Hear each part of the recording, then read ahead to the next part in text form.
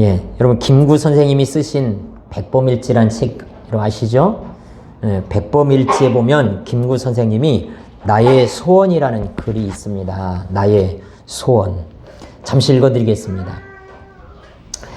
내 소원이 무엇이냐고 하나님이 물으시면 나는 서슴지 않고 내 소원은 대한독립이요 대답할 것이다. 그 다음 소원은 무엇이냐 하면 나는 또 우리나라의 독립이요 할 것이요. 또 그 다음 소원이 무엇이냐 하는 셋째 번 물음에도 나는 더욱 소리 높여 나의 소원은 우리나라 대한의 완전한 자주독립이요 대답할 것이다. 나 김구의 소원은 이것 하나밖에 없다. 내 70평생 이 소원을 위해 살아왔고 현재에도 이 소원 때문에 살고 있으며 미래에도 이 소원을 달성하려고 사는 것이라. 70평생 독립이 없는 백성으로 서름과 부끄러움과 애탐을 겪은 나에게 세상에 가장 좋은 것이 완전하게 자주 독립한 나라의 백성으로 살아보다 죽는 일이다. 나는 일찍이 우리 독립정부의 문지기가 되기를 원했거니와 그것은 우리나라가 독립국만 되면 나는 그 나라의 가장 미천한 자가 되어도 좋다는 뜻이다. 왜냐하면 독립한 제 나라의 빈천이 남이 밑에 사는 부귀보다 기쁘고 영광스럽고 희망이 많기 때문이다. 어때요? 정말 독립을 열망하는 한 선생님의 소망, 소원, 애절하지 않습니까? 저도 학생 때 교과서를 통해서 배웠던 기억이 나는데 정말 멋진 말씀인 것 같습니다. 여러분, 소원이라고 하는 것은 누구에게나 다 있지요. 어린아이든 청장년이든 나이 드신 어르신들이든 바라는 거 이루어졌으면 좋겠다고 하는 그런 소원들은 다 있기 마련입니다. 어떤 분은 이 코로나 시기에 다시 모두 함께 모여서 예배드리는 것이 소원이다라고 말하는 분도 있고요. 부모는 우리 자녀들이 좋은 대학에 들어가고 좋은 직장에 취직하는 것이 소원이라고 말하고, 불치병으로 병원에 입원하여 있는 사람은 뭐예요? 다시 건강을 회복해서 밖에 나가서 마음껏 뛰놀고 일상생활로 돌아가는 것이 소원입니다. 사지를 움직일 수 없고 의식이 없이 식물인간으로 누워있는 환자의 보호자는 무엇이 소망이겠습니까? 못 움직이니 뭐만 돌아오도록 정신만이라도 돌아왔으면 좋겠다라고 하는 것이 소망일 것입니다.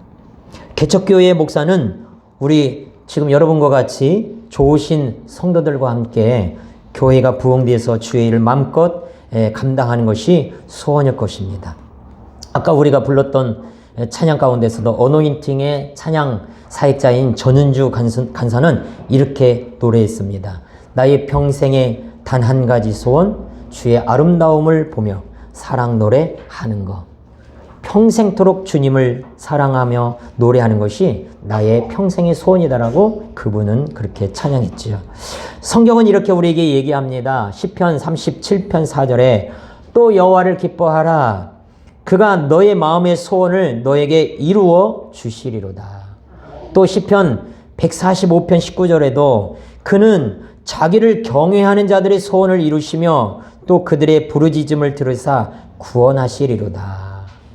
빌립보서 2장 13절 너희 안에서 행하시는 이는 하나님이시니 자기의 기쁘신 뜻을 이유하여 너에게 소원을 두고 행하게 하시나니.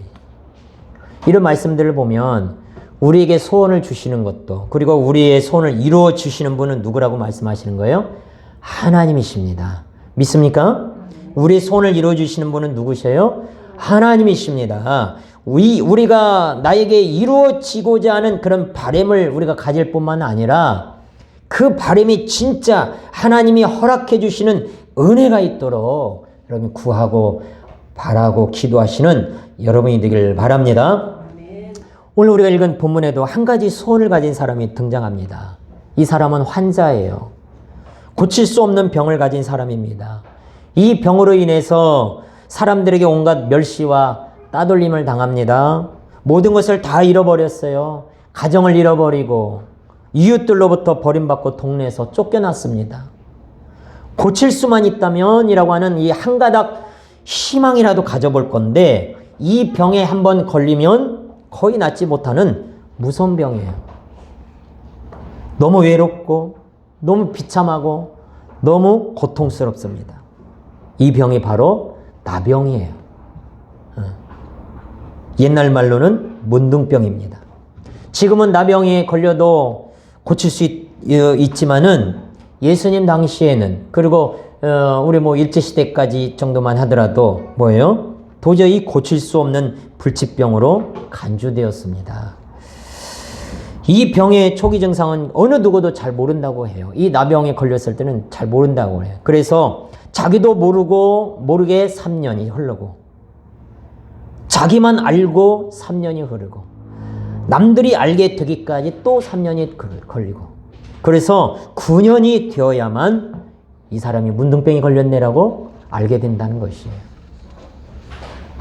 신경이 죽음으로 감각이 없어지고, 한 번 상처가 생기면 낫지를 않고 썩어서 손과 발과 코와 얼굴이 일그러져 가고, 심하면 떨어져 나가지요. 지금은 뭐 소록도도 이제 뭐 다리가 놓여져서 들어갈 수 있지만, 저 대학생까지만 해도요, 배 타고 들어갔거든요. 그래서 저희 한국 대학생 선교회 CCC 훈련을 받을 때 1학년 때인가 2학년 때인가 그 소록도에 방문한 적이 있습니다. 그 가서 거기 계시는 분들이, 많은 분들이 예수님 믿고 신앙생활 하시는 분들인데, 저희 대학생들이 가서 선교단체에서 가서 같이 예배하고 또 이렇게 여러 가지 프로그램을 진행하고 왔던 적이 있는데, 예배 드리는데요, 처음에는 그냥 무섭더라고요. 믿음의 눈으로 보지만 무섭더라고요. 얼굴이 흉측스럽고, 제가 그분들을 뭐 외모를 비하하는 것은 아니지만 솔직한 제 마음, 그 당시 대학생 때 마음은요, 막 눈이 이그러지고 코가 없고 또 손가락이 없고 막 무섭게 피부가 일그러지고 무섭더라고요. 그래서 처음에는 좀 그랬는데, 예배를 드리는데요, 우리가 박수치는 찬양을 하는데 어떤 분은요, 손바닥이 없으니까 이게 이제 오그라드는 거예요. 이게 주먹밖에 없는 거예요. 그러니까 이렇게 박수를 치기도 하고, 어떤 분은 한 손밖에 없어서 찬양하는데 자기 뺨을 치면서, 한 손으로 자기 뺨을 치면서 박수 소리를 내고요. 그렇게 뜨겁게 찬양하는 모습을 보게 되고 참 도전이 되고 그랬는데, 이 나병은 그 당시에 접촉성 전염병으로 알려졌어요. 그래서 환자들이 철저히 격리시켰죠. 이 병이 들면 무조건 가족을 떠나고 처자를 두고 떠나야만 했고, 사회에서 추방돼서 동네 밖으로, 진 밖에서 살 수밖에 없었습니다. 심한 소외감과 외로움과 고독감에 시달리게 되죠. 사람들을 가까이 할 수가 없고, 누군가가 자기 쪽으로, 이 나병에 걸린 사람 쪽으로 누군가가 오면은 가까이 오기 전에 뭐예요? 부정하다라고 소리를 질러야 합니다. 왜요? 나병 환자 여기 있으니까 오면 안 됩니다라고 일러줘야 되는 거예요. 그래서 막 부정하다, 입을 가리고 부정하다, 멀리 떨어진 사람이 들리도록 그렇게 외쳐야만 했고, 동네에 들어갔거나 다른 사람에게 가까이 접근하다가는요, 봉변을 당할 수 있고, 그럴 때는 돌로 쳐서 죽여도 무관했습니다. 또 유대인들은 이 문둥병은 하나님의 저주로 생각을 했어요. 그러므로 사람들은 이 병자를 부정하게 여겼고, 자신도 나는 하나님께 저주받았다, 버림받았다라고 생각을 하면서 깊은 절망 속에 빠졌습니다. 그러니까 일생 동안 사는 것을 저주하고 모든 관계가 단절되고 비참한 상태로 서서히 죽음에 이르게 되는 거예요. 살아있지만 산다고 말할 수 없는, 단지 움직이는 뭐 시체와 같은 그런 삶이었습니다. 여러분, 제가 지금도 잊지 않는데, 제가 저한테 그런 별명을 준 친구를 내가 지금도 그냥 만나면 한 대 그냥 하고 싶은데, 저에게 상처 주는 별명을 하나 붙여준 친구가 하나 있어요. 그래서 고등학교 때 그런 별명이 저에게 막 나돌았는데, 뭐냐면, 그래도 제가 여러분이 봐줄만 하잖아요, 지금은요. 그죠? 봐줄만 하죠. 그런데 학생 때는요, 이 완전히 반쪽이었어요, 반쪽. 반쪽. 그래가지고, 저에게 붙여진 별명이 뭐냐면, 걸어다니는 박이다, 박. 박은 무슨 박이에요? 해골박이다.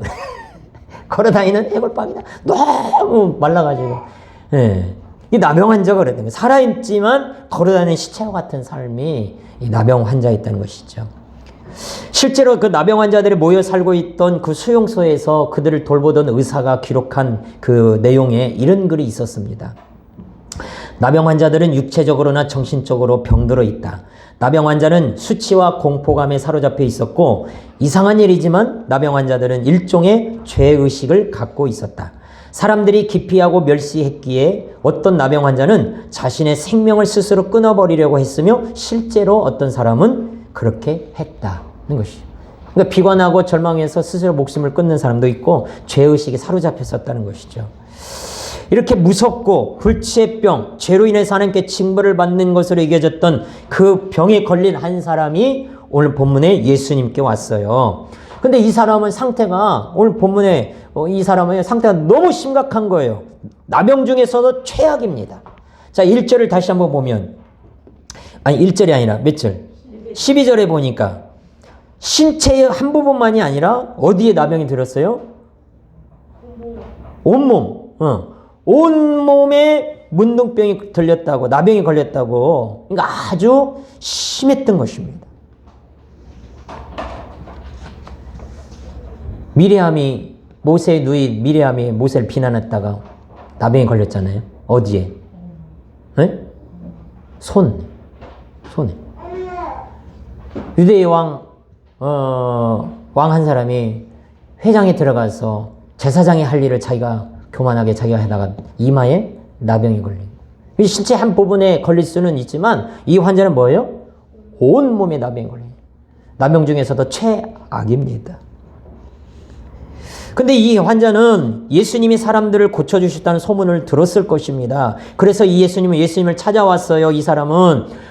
그래서 본문에서 예수님이 한 동네에 계실 때에 그 나병 환자가 거기 있는 것을 보시고 고쳐주시는 것처럼 되어 있지만 마태복음이나 마가복음에 보면 이 나병 환자가 예수님께 찾아왔다고 되어 있습니다.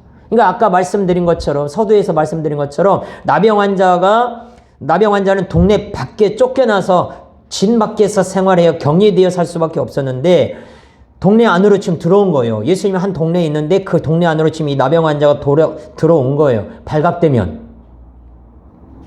여러분 지금은 코로나에 확진자 걸린 사람이 지금 자가격리에서 집에서 자가격리로 치료받거나 아니면 치료센터에 입원해서 치료받아야 되는데 생활 반경을 그 격리센터나 집을 벗어나서 다른 데에 가거나 그러면 어떻게 돼요? 큰일 나잖아요. 그런 것처럼 이 나병 환자가 동네 밖에서 격리되어 살 수밖에 없는데 지금 예수님이 있는 그 동네 그 자리에 사람들이 운집해 있는 그곳에 왔어요. 발각되면 돌에 맞아 죽을 수도 있어요. 그럼에도 불구하고 예수님께로 나왔던 것이죠. 이 사람에게는 예수님께 한 가지 소원이 있었습니다. 그 소원이 무엇입니까? 우리 12절을 다시 읽어볼까요? 이 사람의 소원이 무엇인지. 12절 시작. 예수께서 한 동네에 계실 때에 온몸에 나병 들린 사람이 있어 예수를 보고 엎드려 구하여 이르되 주여 원하시면 나를 깨끗하게 하실 수 있나이다 하니 쉽게 말하면 뭡니까? 이 나병에서 고침받기 원합니다. 고쳐주세요. 그렇게 청을 하는 거죠. 오늘 이 본문의 병자로부터 우리가 세 가지 중요한 신앙의 자세를 배울 수 있습니다. 첫째는 그의 신앙은 포기하지 않는 믿음이 있었습니다. 예수님 앞에 본인 스스로가 찾아왔다는 것은 뭐예요? 그만큼 낫고자 하는 의지가 있는 거지요. 예수님 앞에 환자가 의사에게 가는 건 뭡니까? 의사를 통해서 내가 낫고자 하는 바람이 있어서 가는 거지. 그 낫고자 하는 바람이나 의지가 고침받고자 하는 생각이 없으면 병원에 갈 필요가 없죠. 안 가겠죠. 다른 사람들에 비해서 더 심한 상태, 온몸에 병이 퍼진 상태임에도 불구하고 그는 예수님께 희망을 걸었습니다. 동네 안으로 들어갔다가는 다른 사람, 자기가 나병 환자인 것을 알게 되면 봉변을 당하고 죽을 수도 있는 그런 처지였고 더군다나 율법적으로는 뭐예요? 부정적인 사람이기 때문에 만일 자기가 동네에 들어갔다가 다른 사람들과 접촉이라도 되면 나만 부정한 것이 아니라 내 몸에 스쳐 지나간 그 사람도 부정한 거게 되는 거예요. 다른 사람에게 피해를 안겨줄 수 있습니다. 또 의학적으로는 치료할 수 없는 병이기 때문에 많은 환자들이 자포자기하고 소원조차 갖지 못하고 절망하고 죽음을 기다리고 있었는데, 그러나 이 사람은 뭡니까? 그런 모든 환경과 장애를 뛰어넘어 포기하지 않고 어찌하든지 낳고자 하는 간절한 소원이 있었다는 것이죠. 믿음이란 절망하지 않는 것입니다. 믿음이란 포기하지 않는 것입니다. 믿음이란 바랄 수 없는 중에 바라는 것이에요. 도저히 바랄 수 없는 처지와 여건 중에 이 사람은 그렇게 바라고 믿었던 것입니다. 무엇을 믿었어요? 예수님은 자신을 치료해 주실 수 있다고 믿었던 것입니다. 그래서 예수님 앞에 나아간 것이에요. 그것이 복된 것입니다. 예수님 앞에 포기하지 않고 나아가는 것이 복인 것입니다. 할렐루야. 만약에 이 사람이 다른 사람들처럼 그냥 동네 밖에서 자신의 신세 타령이나 한다거나 자신을 비관하면서 앉아만 있었다면 이 사람에게는 깨끗이 고침받는 그와 같은 일들은 생기지 않았겠죠. 사람들이 내가 가다가 사람들을 만나면 나 죽이면 어떻게 해? 그런 사람들을 두려워만 했다면 그리고 예수님도 이 병 못 고칠 거야 라고 하는 생각에 사로잡혔다면 낫지 못했을 거예요. 그냥 사람들의 판단과 말처럼 나병은 고칠 수 없어 라고 하는 그 고정관념에 빠졌었다면 그의 인생은 새로운 인생으로 펼쳐질 수 없었을 것입니다. 이 사람은 예수님이 자신의 병을 깨끗게 하실 수 있고 그렇게 해 주실 것을 믿었기 때문에 예수님 앞에 나아갔던 것이, 기적과 은혜는 포기하지 않는 자에게 주어지는 줄 믿습니다. 기도하고 낙심하지 말 것은 주께서 참 소망이 되시기에 우리가 포기하지 않고 이루어질 때까지 끝까지 기도하는 거예요. 아멘. 둘째, 이 사람은 무릎을 꿇었습니다. 다시 12절에 보니 예수님께 와서 뭐 했더라? 엎드렸다 그랬어요. 엎드려 구하니. 마가복음 1장 40절에서는 꿇어 엎드렸대요. 무릎을 꿇은 거죠. 여러분, 누군가에게 무릎을 꿇는다는 것은 존경과 경외를 나타나고 반대로 자신은 낮아짐과 겸손을 표하는 것이죠. 우리가 암송했던 잠언서 4장 8절 9절 말씀, 어떤 말씀입니까? 우리 지난주 암송했는데 시작. 그를 높이라. 다 잊어먹었어요? 자, 그를 높이라. 시작. 그를 높이라. 그리하면 그가 너를 높이 들리라. 만일 그를 품으면 그가 너를 영화롭게 하리라. 우리가 그를 높이면, 우리가 낮아짐으로, 우리가 무릎 꿇음으로, 엎드림으로 주님을 경외하고 주님을 높이면 주님이 우리를 오히려 높여주신다는 것입니다. 할렐루야. 이 환자가 무릎 꿇고 엎드려 주님 앞에 구했을 때, 낮아졌을 때 주님은 결국 이 환자를 높여주시고 영화로운 관으로 씌워주신 것이에요. 예수님이 이런 믿음을 기뻐하십니다. 이 병자는 주님의 사랑을 믿었어요. 주께로 갈 수 없는 자인데 주의 사랑을 그대로 의지하고 주님 앞에 나왔어요. 그리고 주님 앞에 나와서 무릎을 꿇었다는 것이죠. 히브리서 4장 16절은 이렇게 얘기합니다. 그러므로 우리는 긍휼하심을 받고 때를 따라 돕는 은혜를 얻기 위하여 은혜의 보좌 앞에 담대히 나아갈 것이니라.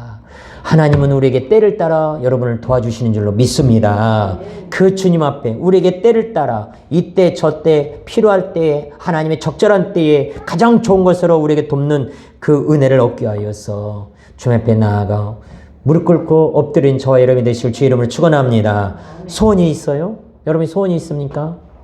우리에게 긍휼을 베푸시는, 은혜 베푸시는 하나님 앞에 담대히 나아가십시오. 하나님의 위대하심을 높이며 그분의 능력을 찬양하십시오. 그리고 위대하신 그분의 손길을 기대하며 기도하실 때 우리의 소원을 이루어 주실 줄로 믿습니다.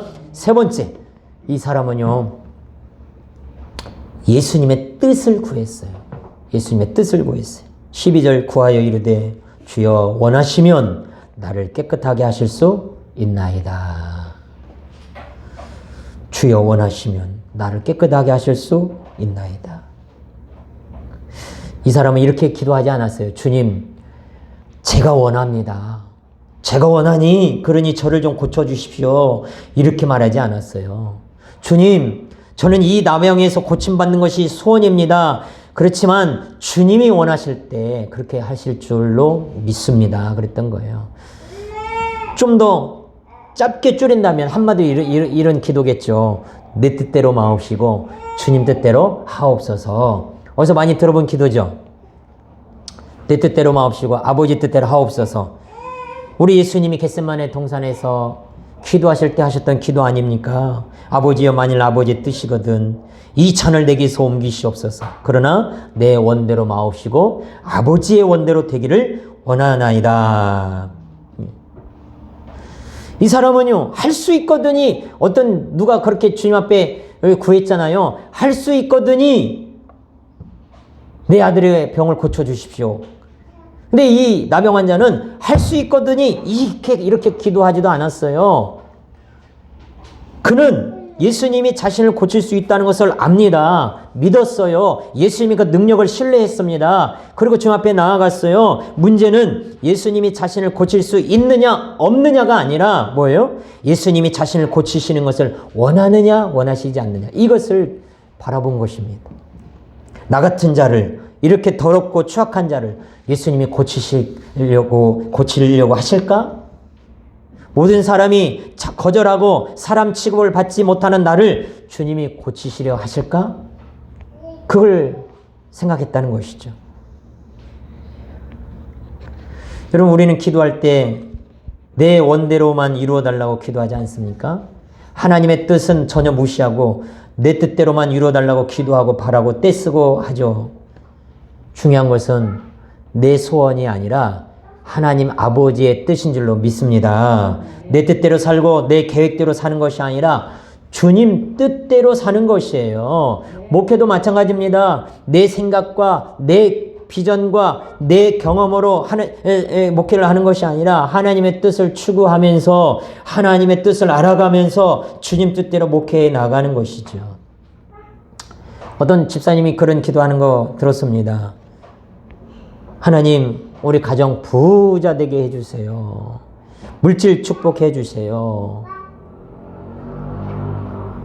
근데 그 집사님은 그렇게 기도하지 않고 그렇게도 기도해요. 우리 부자 되게 해주세요. 물질에 축복 주세요. 근데 뒤에가 더 중요해요. 주여 원하시면 주님은 주실 수 있습니다. 그런 거예요. 주님이 원하시면 주실 수 있습니다. 어찌 보면 이 본문의 이 사람은 이미 주님의 대답을 알고 있었는지도 모릅니다.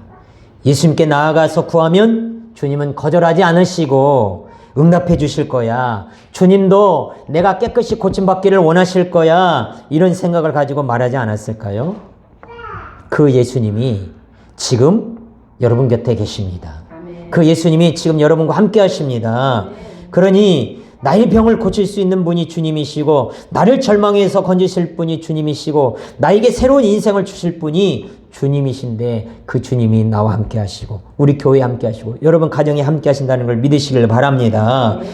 이렇게 기도하세요. 주님이 원하시면 나를 부욕해 하옵소서. 주님이 원하시면 나의 앞날을 축복해 주시고 좋은 길로 인도하옵소서. 주님이 원하시면 나의 병을 고쳐 주옵소서. 주님이 원하시면 나의 소원을 이루어 주옵소서. 주님이 원하시면 우리 소망교회에 부흥시켜 주옵소서. 우리가 그렇게 기도해야 될 줄로 믿습니다. 이 나병 환자의 간청에 예수님이 어떻게 반응하십니까? 우리 13절 읽어봅니다. 13절 시작. 예수께서 손을 내밀어 그에게 대심에 이르시되 내가 원하노니 깨끗함을 받으라 하신데 나병이 곧 떠나니라. 보세요. 주님이 원하시면 그렇게 구했더니 주님은 내가 원하노니 그런 거예요. 주님은 자신에게 믿음을 가지고 나온 이 사람을 고쳐주시길 원하셨어요. 끝까지 포기하지 않고 여러 장애를 뛰어넘어 나온 이 사람의 그 바람과 소원을 이루어 주시길 원하셨습니다. 주님의 그 능력을 의지하며 겸손히 무릎을 꿇는 이 사람을 회복시켜 주시길 원하셨어요. 이 사람이 깨끗게 되는 것이 주님의 뜻이었습니다. 주님은 그런 분이신가요? 주님은 우리가 건강하기를 원하십니다. 주님은 우리가 잘 되기를 원하십니다. 우리가 회복되기를 원하십니다. 우리가 실패가 아니라 성공하기를 원하십니다. 우리가 평안하기를 원하고 우리가 불행해지지 않기를 원하시는 거예요. 그 예레미야 29장 11절에 주님이 우리를 향한 생각은 뭐예요? 평안이지 재앙이 아니다. 우리에게 미래와 희망을 주는 것이다 라고 말씀하는 거예요. 할렐루야. 우리 하율이가 나중에 하나님을 크게 찬양할 거예요. 그러니까 신경 쓰지 마주세요. 쟤는 지금 제 나름대로 찬양하고 있는 거예요. 예. 여러분, 우리는 하나님을 너무 두려운 번으로만 생각하는 경향이 있어요. 내가 조금만 잘못해도 가차없이 화를 내시고 징계하시는 하나님으로 우리는 생각할 때가 있어요.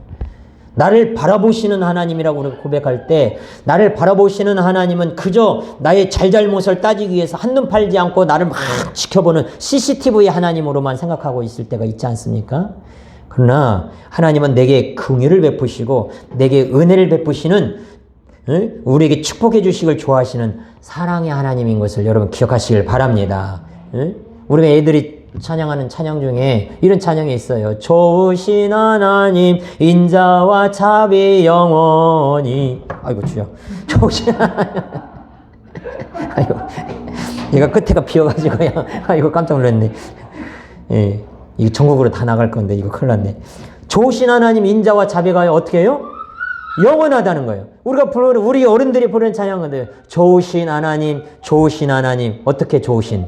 참 좋으신 하나님, 나의 하나님이라는 거예요. 할렐루야.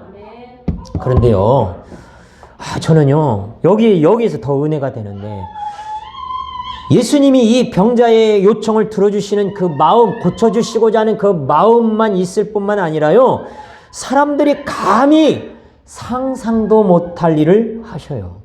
그게 뭐냐? 13절을 다시 한번 읽어봅니다. 13절. 자세히 예수님의 행동을 한번 보세요. 13절 시작. 예수께서 손을 내밀어 그에게 대시며 이르시되 내가 원하노니 깨끗함을 받으라 하신데 나병이 곧 떠나니라. 예수님은 어떻게 하십니까? 손을 내밀어 그에게 대시며 그랬어요. 마태복음, 마가복음, 누가복음 이 세 가지 복음서에 다 기록되어 있는데 똑같이 표현이 되어 있습니다. 손을 내밀어 그에게 대시며. 사람들이 손을 내밀어 거절했던 이 병자를 예수님은 손을 내밀어 만지셨습니다. 말씀만으로도 고칠 수 있는 분이시잖아요. 그런데 보란듯이 예수님이 거기에 많은 사람들이 있는데 그 많은 사람들에게 보란듯이 그 병자에게, 나병 환자에게 다가가 손을 대셨습니다. 마치 어떤 병도 그 어떤 것도 내가 너를 품어주는 것을 막을 수 없단다. 그 어떤 것도 내가 너를 만져주고 내가 너를 고쳐주는 거 막지 못해 라고 말씀하고 있는 것처럼 예수님은 그 나병 환자의 피부를요 만져주시는 거예요. 만져주시는.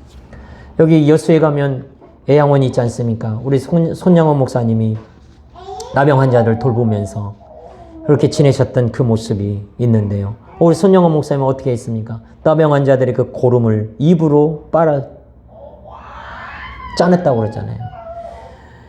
우리는 그렇게 할 수 있습니까? 못해요. 아유, 우리 한솔자매님은 우리 하율이 기저귀 가를 때 아이고 내 자식 똥이라 이쁘죠. 네? 그죠? 내가 볼 때는 아이고 내 자식 똥들은요 이뻐요. 네.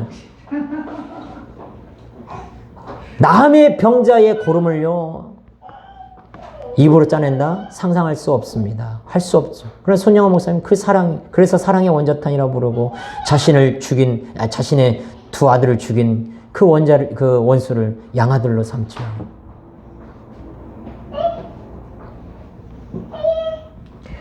여러분, 무엇을 먼저 하시겠습니까? 만약에 고치는 것과 손을 대는 것 두 가지 중에 할 수 있다면 순서를 어떻게 정하겠습니까?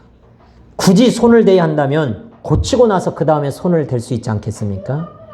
그러나 온몸에 나병이 덮여 있고 잘못하면 옮길 수 있는, 전염될 수 있는 그런 무서운 병에 걸린 그 사람을 예수님은 먼저 손을 대셨다는 것이에요. 나병 환자를 쫓아보내지 않았습니다. 나병 환자가 가까이 오지 말라고 저리 가라고 소리치지도 않았습니다. 제자들에게 야, 저 나병 환자 물리쳐 큰일 난다 그러지 않았습니다. 예수님은 오히려 나병 환자의 간절한 요청을 들으시고 그에게 다가가 그 예수님의 부드러운 손길로 응답하셨어요. 아멘. 나병 환자 입장에서 보십시다. 예수님의 손이 자신의 몸에 닿았을 때 어떤 마음이었을까요? 지금까지 그동안 자신을 만진 사람은 아무도 없었어요. 오히려 자기를 멸시하고 조롱하고 욕하고 저리 가라고 돌로 치면서 쫓아내 자기를 만지는 사람 아무도 없었으면 사랑하는 남편도 사랑하는 이 사람이 남자니까 사랑하는 아내도 자식들도 멀리하고 쫓아냈습니다. 두려워했습니다. 정말 얼마 만에 느껴보는 사람의 손길일까요? 나병 환자에게 이 일이 어떤 감정으로 다가왔을지 우리는 상상하기 어렵습니다. 우리가 마음이 어려울 때, 여러분 마음이 어려울 때, 여러분이 힘들 때, 정말 고통스러울 때, 하늘이 무너져 가는 같은 그런 마음의 절망 가운데 있을 때 누군가가 나에게 손을 내민다는 거, 나를 붙잡아 준다는 거, 그것이 얼마나 큰 위로가 되는지 모르잖아요. 가만히 와서 손잡아 주는 것만으로도 말할 수 없는 힘을 얻을 때가 있지 않습니까? 그래서 우리는 이런 찬양을 하죠. 힘들고 지쳐 낭망하고 넘어져 일어날 힘이 전혀 없을 때에 조용히 다가와 손잡아 주시며 주님이 나에게 말씀하시네. 언제나 변함없이 너는 내 아들이고 너는 언제나 나의 딸이다라고 주님이 말씀하신다는 것이죠.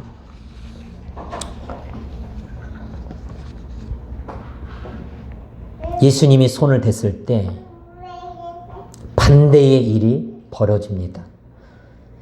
그 더럽고 냄새나고 지저분하고 썩어가는 그 사람의 몸에 예수님이 깨끗하신 예수님의 손이 닿으니 반대의 일이 벌어지는데요. 예수님의 그 정결함이 나병 환자의 더러움을 몰아냅니다. 할렐루야. 예수님의 그 깨끗함이 그 나병 환자의 더러움의 환부가 몰아내지는 거예요. 믿음의 원리가 그런 것입니다. 나는 부족하지만 완전하신 하나님이 나를 세워주시는 것입니다. 나는 연약하지만 하나님이 우리를 강하게 붙잡아 주시는 거예요. 나는 죄인 때지만 예수님의 십자가의 보혈로 우리를 정결케 하십니다. 나는 일어날 힘이 없지만 무능한 자에게 새 힘을 주시는 하나님의 그 힘이 우리를 일으켜 주시는 거예요. 그 주님 손잡고 일어서시기를 바랍니다. 할렐루야. 마지막으로요. 예수님이 이 사람에게 뭐라고 얘기했습니까? 예수님이 하신 말씀, 내가 원하노니 깨끗함을 받으라. 사람은요, 이렇게 말할 거예요. 만약에 여러분이 저에게 신앙 상담을 했어요. 어려움이 있어서, 문제가 있어서, 병이 들어서, 또는 물질적인 어려움, 사업의 문제, 또는 뭐 어떤 새로운 일을 하려고 할 때, 목사님 어떻게 할까요? 막 상담하고, 신앙 상담하고, 기도받을 때, 제가 여러분에게 어떤 말을 하겠습니까? 하나님이 원하시면 열어주실 것입니다. 하나님이 원하시면 치료받을 것입니다. 하나님이 원하시면, 하나님이 허락하시면, 하나님의 뜻이면, 저는 그렇게밖에 말을 못하겠죠. 그러죠? 근데 예수님은 뭐라고 얘기했어요? 내가 원하노니 그랬다는 거죠. 그 말씀은 뭐냐? 예수님이 하나님이시라는 것입니다. 예수님이 하나님의 권위로 말씀하셨다는 것이에요. 할렐루야. 그래서 하나님의 권위로 예수님이 깨끗함을 받으라고 말씀하시자 나병이 곧 떠나고 완전하게 회복되고 깨끗하게 된 줄로 믿습니다. 정상적인 삶을 살 수 있게 되었고 다시 가족의 품으로 자신이 살던 곳으로 돌아갈 수 있게 되었습니다. 사랑하는 성도 여러분, 주님이 원하심을 구하십시오. 주님의 마음을 얻으시길 바랍니다. 주님이 기뻐하시는 것이 무엇인지 깨달아서 그것을 추구하고 그 뜻대로 구하며 그 뜻을 이루는 삶을 사시기를 바랍니다. 그래야 할 때 우리에게도 여러 가지 질병과 고통과 아픔과 문제와 질병이 떠나갈 줄로 믿습니다. 아멘. 따라서 합시다. 주님이 원하시면 하실 수 있나이다. 주님이 원하시면 해결될 줄 믿습니다. 아멘. 백범 김구 선생님의 나의 소원을 저는 이렇게 좀 바꿔봤습니다. 너의 소원이 무엇이냐고 하나님이 물으시면 나는 서슴지 않고 내 소원은 주님이 원하시는 일을 하는 것입니다. 라고 대답할 것이다. 그 다음 소원이 무엇이냐고 하면 나는 또 주님의 뜻하시는 일을 하는 것입니다. 라고 대답할 것이고 또 그 다음 소원이 무엇이냐 하는 셋째 번 물음에도 나는 더욱 소리 높여 나의 소원은 온전히 주님의 원하심을 이루는 나의 삶과 가정과 교회와 하나님의 나라를 세우는 일이요 라고 대답할 것이다. 이와 같이 저와 여러분이 주님이 원하시는 그것을 알아가며 이루어가시는 우리 소망교회 성도들이 되시기를 주의 이름으로 축원합니다. 아멘. 하나님 아버지, 이 나병 환자가 고침받는 것이 소원이었지만 주님이 원하시면 고쳐주옵소서 기도했던 것처럼 우리도 주님의 뜻을 구하고 주님의 원하심을 구하고 주님이 원하신 대로 우리 문제가 해결되고 건강해지고 열려지는 축복이 있게 하여 주시옵소서. 우리 주님 예수님의 이름으로 기도합니다. 아멘. 예, 우리 찬양합시다. 아까 불렀던 나의 소원이라는 찬양. 나의 삶은 언제나.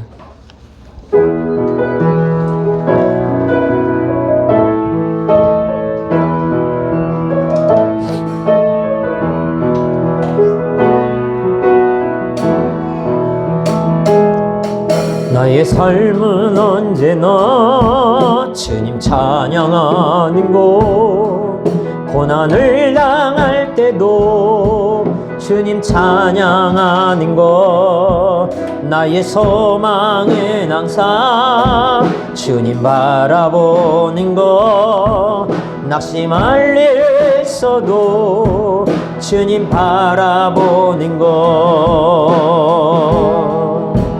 버리고 포기하고 모든 것 내려놓고 날마다 찬양하며 기쁨으로 사는 것 버리고 포기하고 모든 것 내려놓고 날마다 찬양하며 기쁨으로 사는 것 나의 기도는 항상 주 뜻대로 사는 것 나의 꿈은 언제나 주님 뜻 이루는 것 나의 모습은 항상 주님 닮아가는 것 온유와 겸손으로 주님 닮아가는 것 버리고 포기하고 모든 것 내려놓고 범사에 감사하며 주님께로 사는 것 버리고 포기하고 모든 것 내려놓고 범사에 감사하며 주 뜻대로 사는 것 나의 사명은 항상 주를 증언하는 것 나의 생명 다요 복음 증언하는 것 나의 삶은 생애는 주와 동행하는 것 임마누엘 주님과 항상 동행하는 것 버리고 포기하고 모든 것 내려놓고 임마누엘 주님과 항상 동행하는 것 버리고 포기하고 모든 것 내려놓고 임마누엘 주님과 항상 동행하는 것 아멘. 제가 어제 이 말씀을 준비하고 이 찬양을 준비하는데 제가 아까도 기도하고 또 여러분에게도 질문했듯이요. 갑자기 그런 질문이 탁 가슴을 때리는 거예요. 만약에 이 금덩어리가 크게 있고 아니면 5만 원짜리 현금 다발에 응? 큰 현금 다발에 딱 주면서 얼마인지 세볼 수 없을 정도로 큰 돈을 너에게 딱 안겨주면서 너 이 돈 가질래? 이 금덩어리 가질래? 아니면 이 개척교회 그냥 포기할래? 응? 야, 너 이거 그냥 가지고 개척교회 하지 말고 그냥 이 돈으로 살래? 아니면 이거 내려놓고 그래도 너 이 교회 이 개척교회 이 성도 몇 명과 함께 예배하면서 갈래? 이 질문이요 저한테 팍 던져지는 거예요. 그래서 제가 뭐라고 대답했을까요? 뭐라고 대답했을까요? 둘 다 주시면 안 되나요? 둘 다 주시면 안 되나요?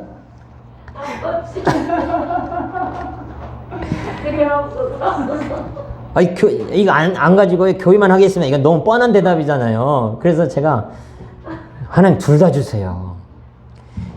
그래서 이 교회 개척교회지만요.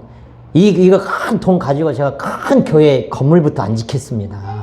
건축부터 안 하겠습니다. 이것 가지고 영혼 살리고 우리 성도들을 살리고 주님 뜻 하는 일에 쓰죠. 그렇게 하다 보면 하나님이 교회 한 사람 한 사람 보내주지 않겠습니까? 둘 다 주세요. 그렇게 기대했어요.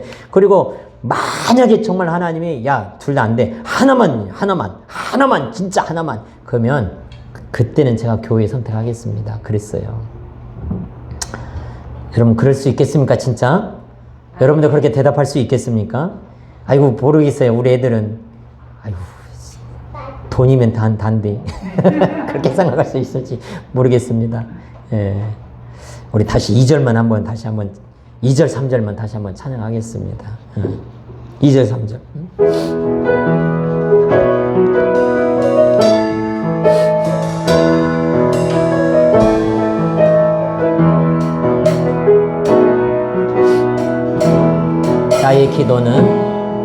나의 기도는 항상 주 뜻대로 되는 것. 나의 꿈은 언제나 주님 뜻 이루는 것. 나의 모습은 항상 주님 닮아가는 것. 온유와 겸손으로 주님 닮아가는 것. 버리고 포기하고 모든 것 내려놓고 범사에 감사하며 주 뜻대로 사는 것. 버리고 포기하고 모든 것 내려놓고 범사에 감사하며 주 뜻대로 사는 것. 나의 사명은 항상 주를 증언하는 것. 나의 생명 다하여 복음 증거하는 것. 나의 남은 생에는 주와 동행하는 것. 임마누엘 주님과 항상 동행하는 것. 아멘. 버리고 포기하고 모든 것 내려놓고 임마누엘 주님과 항상 동행하는 것. 버리고 포기하고 모든 것 내려놓고 임마누엘 주님과 항상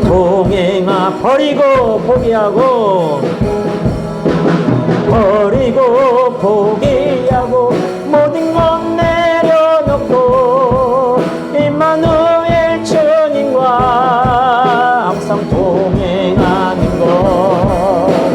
버리고 포기하고 모든 것 내려놓고 임마누엘 주님과 항상 동행하는 것. 아멘. 기도합니다.